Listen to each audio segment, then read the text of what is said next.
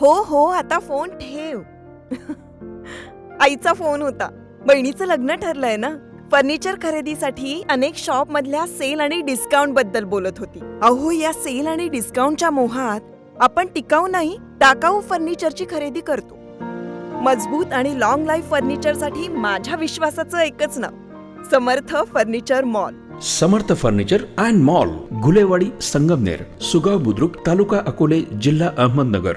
तुम्ही सगळेजण पत्रकार क्षेत्रामध्ये आहात, एक वेगळं क्षेत्र हे आहे.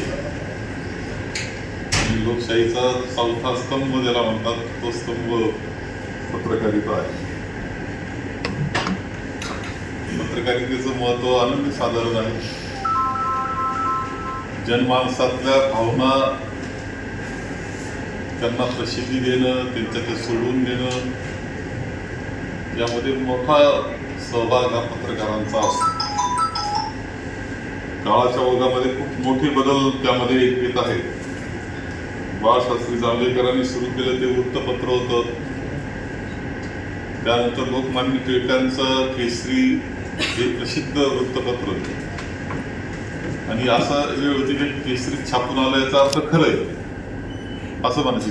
कसं काय खरं? केसरीत छापून आलं, हा एक कालखंड होता. त्यानंतर या क्षेत्रामध्ये आणखी खूप मोठे बदल होत गेले आणि विस्तारत गेलं. आज देश पातळीवरील काही वृत्तपत्र आहेत. त्यामध्ये द हिंदू आहे, टाइम्स ऑफ इंडिया आहे, इंडियन एक्सप्रेस आहे, असे मोठी वृत्तपत्र आहेत. राज्य पातळीवर वृत्तपत्र आहेत, जिल्हा पातळीवर वृत्तपत्र आहेत. आपली काही तालुका पातळीला सुद्धा किंवा 2-3 तालुके मिळून एखादी असं पद्धतीनं सगळी धडपडी चाललेली असते. म्हणजे ह्या क्षेत्राची व्याप्ती पाहिली तर खूप मोठी आहे, हे काही नाकारता येणार नाही.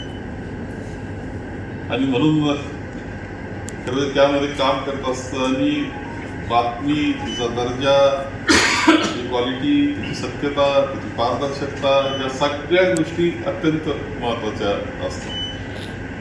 चॅनलचं महत्त्व थोडंसं 2 नंबरला जायला लागलं आणि मोबाईलचं महत्त्व बातम्यांकरता वाढत चाललं. म्हणजे नेटफ्लिक्स हे सिनेमा पाहण्याकरता याच्याकरता लोक वापरतील, तर थिएटरचं महत्त्व सुद्धा कमी करून टाकले. तशी अवस्था आता याची सुद्धा झाली. आणि त्यामुळं एक नवं बदलतं क्षेत्र हे त्यामध्ये आहे. खरं म्हणजे यामध्ये आणखी काही गोष्टी घडतायत की सोशल नेटवर्कमध्ये जे पोस्ट टाकले जातात ती खुली व्यवस्था आहे. खुली व्यवस्था आहे. कोणाला लेखन करायचं त्यानं करावं, टाकावं. खरं टाकते तर खोटं टाकते, त्याला काय बंधन नाही.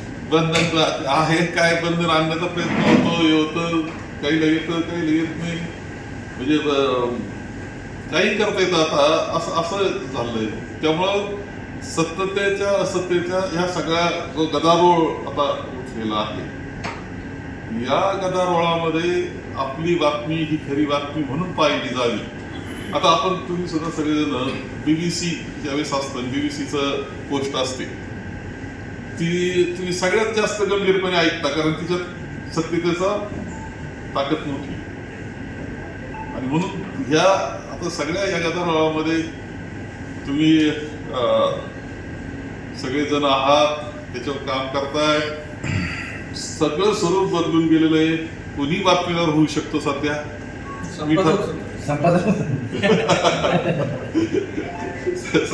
संपादक काय आता त्याला इलाज नाही. तुम्हाला स्पर्धा जीवघेणी स्पर्धा सगळ्या क्षेत्रामध्ये तशीच याच्यात आहे. तशी राजकारणात आहे, जीवघेणी स्पर्धा चाललेली आमची. तशी सगळ्या क्षेत्रामध्ये जीवघेणी स्पर्धा ही आहे. पण शेवटी गुणवत्ता ही सगळ्यात महत्वाची असते. आणि आपण जिथं जिथं काम करत असू ते गुणवत्तेनं करणं, एखादी बातमी खरीच बाहेर गेलं, हे तितकंच महत्वाचं आहे. 21 वर्षांची विश्वसनीय परंपरा म्हणजेच संदेश चष्माघर. आता 1999 रुपयात 2 चष्मे, सर्व प्रकारचे ब्रँडेड गॉगल्स आणि स्पेक्ट्स उपलब्ध.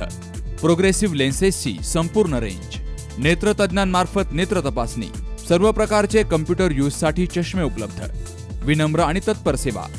ठिकाण संदेश चष्माघर, गाळा नंबर 31 आणि 32, बस स्टँड कॉम्प्लेक्स, पहिला मजला, दत्त मंदिरा शेजारी, संगमनेर. प्रोप्रायटर अमोल देशमुख. 9150 290 290 आणि 9270 37 41 74.